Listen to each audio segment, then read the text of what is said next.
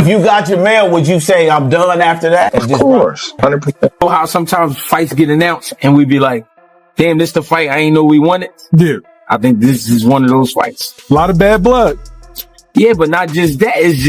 It's just a hell of a matchup because you didn't think you would get it. He has not stepped into the ring for more than 2 years, and critics labeled his last appearance as boring. So why is he suddenly calling out Terence Crawford, the man many now see as boxing's top name? The reason is unexpected, and it reveals a harsh reality that has just come into the spotlight. Jermell Charlo has returned, and he is already creating buzz, openly saying he wants smoke with Crawford, and that stepping in the ring with him would be an honor. I want all the smoke. I want smoke with Crawford. I want all the smoke. Give me the best. I'm in shape. I train. My lifestyle is on the move. Everything is great. So why the f would I want the best, man? What y'all talking about, dog? I don't got time to be playing with none of these people with these promotionals and all of these. I'm with the old school boxing. If they gave me an offer for Crawford, and me and Crawford, I talked to him one time. I'm excited. I'm so. It'll be an honor to get in the ring with him, not just today, just because of what he done as becoming undisputed. He completed something that I didn't complete, and so being in the ring with Crawford would be amazing. I give him the best fight of today's era. I don't think that there's no other fight out there in the boxing world for Crawford to make right now. The best fight really would be me. The best fight with Boots is me. The best fight with Crawford is me. Jermell Charlo is clearly promoting the matchup, pushing the idea that he would give Terence Crawford the fight of a lifetime, and insisting that Crawford has no real option but to face him. He even tried to keep a respectful tone by admitting that Crawford has achieved something he himself has not. If they gave me an offer for Crawford, and me and Crawford, I talked to him one time. I'm excited. I'm so.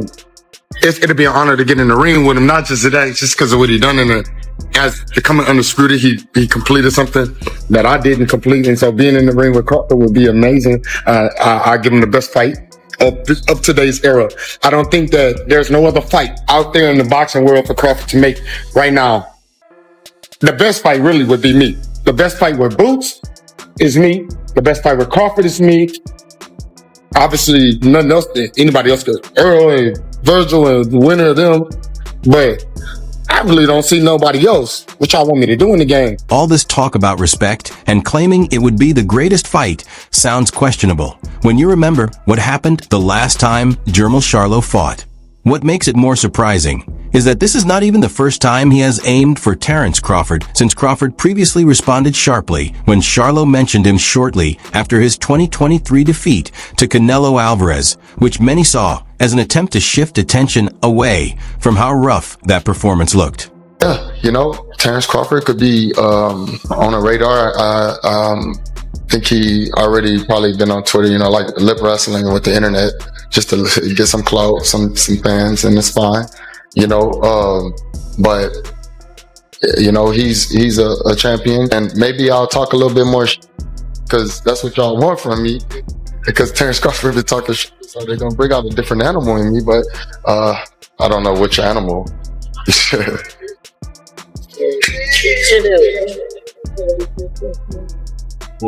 But yeah, man, I have to fight Terence Crawford next. Go back to September 2023, when Jermell Charlo jumped 2 divisions to face Canelo Alvarez for a huge payday. The bout turned into one of the most criticized fights of that year. It was not just a defeat, he barely engaged. Across the match, he landed only 71 punches. Canelo controlled him from the opening bell. In round 7, Canelo dropped him with a right hand that forced him to a knee. After that moment, Charlo focused only on lasting to the end. Critics were harsh. Paulie Malignaggi said Charlo fought like a man chasing money rather than victory and looked more worried about damage than success. The Sporting News described the contest as lifeless and lacking intensity. How do you respond to him intentionally saying your name wrong? Because he said Zoo and then no, you know what? I think he's that illiterate that he can't speak properly. I don't think he can. Yeah, he's just. You can make him try say that word and Zoo, but he can't say it. Poor bloke. It looked like a performance focused only on surviving, and since that night, Jermell Charlo has not added anything new in the ring, and most analysts agreed he never truly had a real shot, not because of a lack of skill, but because of how reality works in boxing. Sugar Ray Leonard said it plainly, divisions exist for a reason. Weight classes for a reason, Ray. It looked like Charlo really couldn't get off tonight against Canelo. What did you think about it? You know what? Styles make fights. Hey, I appreciate the fight. I appreciate it. Hall of Famer Roy Jones Jr. also weighed in and said Canelo Alvarez handled the match exactly the way he should have. About the power he showed. You know, he fought the proper fight for the proper opponent. When you find a guy coming up 2 weight classes, you're supposed to bully him. If he'd fought Mayweather that way back in the day, we'd saw a much better fight. But he didn't. But he's learned now, and that shows you that he's improved, and he understands boxing more now. Because he's bullied the smaller gap, which is what you're supposed to do. ESPN commentator Al Bernstein noted that Jermell Charlo did land some solid shots on Canelo Alvarez, but they still were not strong enough to seriously trouble him. You can't box perfectly every second, and it's hard to hurt him. You know, Jermell Charlo landed some really good punches, but they just weren't enough to hurt him. So I expected them to battle for undisputed. I expected, a little small wage war, but it didn't happen. You feel me? Anticlimactic is what I would call it, because I just think Charlo realized early on that this wasn't where I was supposed to be, with this type of power, with this type of strength. So he kind of survived and made it to the end of the fight. Many believe that although Jermell Charlo had been dominant around 154 pounds, he simply did not have the physical strength to overcome Canelo Alvarez, who had already proven himself elite at 168 pounds. I thought it was about as good as it gets. I thought that was a tremendous all-around demonstration of what makes Canelo Alvarez the greatest fighter of the generation. From the fabulous chin, to the very effective defense, to mixing power punches together in the middle rounds, to landing one of the best right hands he's ever thrown to knock Charlo down, and using a series of left hooks to widen the margin down the stretch of the fight. It was vintage Canelo. It's about as good as it gets. I think it was a one-sided fight because Canelo Alvarez is a historically great fighter. I think Jermell Charlo is a talented fighter. He's proven that in the ring.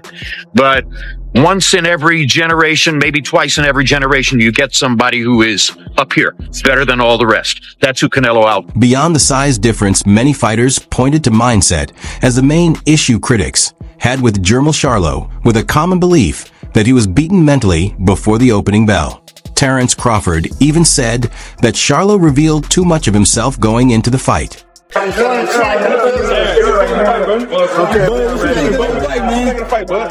Charlo gave him too much respect, man. Too much. He didn't fight his fight. What would you do to Canelo?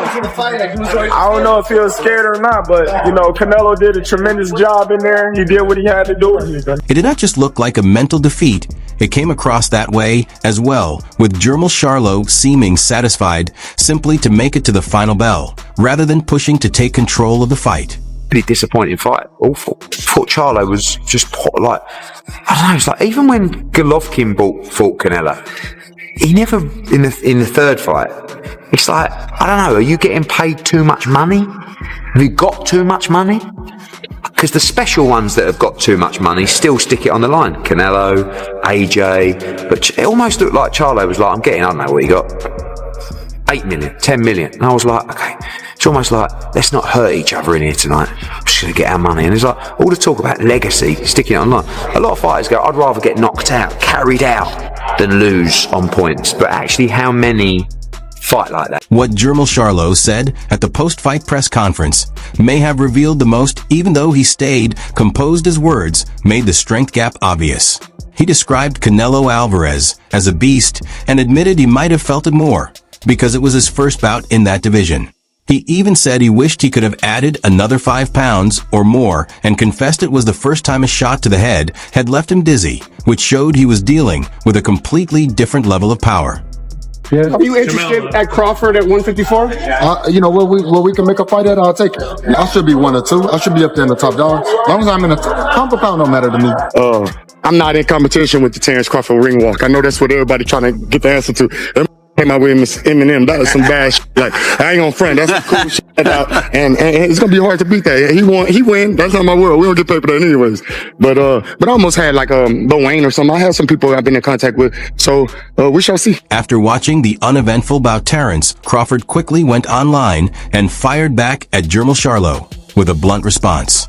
He said Charlo went out in a disappointing way and barely tried to win, writing that all he did was survive and that he should be ashamed. He continued mocking him and even joked that Charlo was no longer worth targeting because he had practically surrendered and let Canelo Alvarez control him the whole night. But the harshest statement Crawford made was not verbal. It came through what he later accomplished in the ring, proving he backed up his words with action. Charlo fight Crawford first, and then see how that goes. And if he does good against Charlo with the weight, then let's see him come up and fight Canelo. Yes, but not right now. I want to see Crawford come up with some weight classes and show he can be dominant at 54. Do you think Crawford should go up to 154? You think? Yes, Crawford definitely should go up to 54. And I don't think he should fight 47 anymore. 54 and maybe even 62 after that. He's big enough to do that, along with all the Charlo brothers and stuff. So I definitely would love to see him do that. Awesome. Thanks, Sugar. 2 years after Jermell Charlo came up short Terence, Crawford made his own jump up 2 divisions to 168 pounds. And instead of struggling, he dominated Canelo Alvarez, earning a unanimous decision and claiming all the titles. Recent footage of Crawford shows he is still in top condition, hitting pads, and sending a clear message that he is prepared for whatever comes next. Double fake to your left. Double fake to your right. Double fake to your left. No, stop. Two. Stop. Put your hand on your heart on top. Get back rhythm. Get back rhythm. Rhythm, y'all. Still got some abs. Double fake. Double fake. Double fake. So, as you see, the pound for pound king, the undefeated 5-division world champion, the 3-division undisputed world champion, superstar boxer, first ballot Hall of Famer once he retires, Terence Bud Crawford, is still jacked and still in shape and sending a warning and letting the world know, I still got abs, I'm still in shape. Terence Crawford did more than defeat the opponent Jermell Charlo had previously lost to he handled Canelo Alvarez in dominant fashion. When it comes to Bud, I think a lot of people took credit away from a lot of his wins. Like, I feel like when they kept throwing it out there that he didn't fight nobody. Well, he did. I disagree with that. Look, anybody you get in the ring with is a chance you can lose. He didn't fight nobody that was on that level. That's what we saying. No. So he fought somebody. No. But come on, bro. I think he fought people. Victor Postal. That's a bad name. That ain't a. During that in time, order to say, I'm saying during that time when he fought him, he was overhyped. He was overhyped. What? He had Victor Postal is like this. What's that you know dude you that talk to was a punching boxer, hard? right? Yeah, I'm a boxer too. Victor Postal is like this. A lot of people couldn't deal with that. A lot of people can't deal with that style.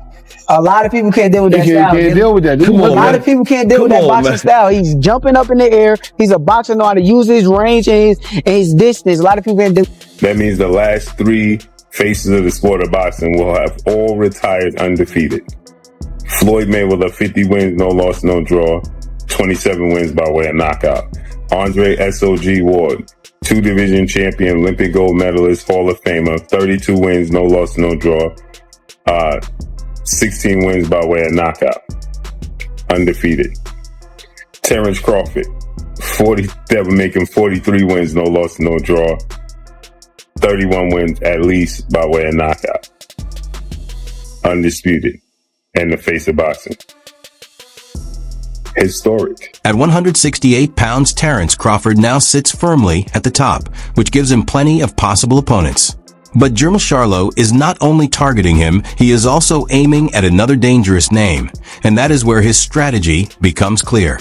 In his latest push to draw attention, he also called out Jaron Ennis, a feared and unbeaten knockout puncher, around 147, saying Boots is a great fighter, but insisting his own style would create serious problems for him, because styles decide fights. On the surface, it sounded bold, especially coming from someone who has not been active. I think Boots is a great fight, though. I'll give Boots all the problems in the world. It's a great fighter.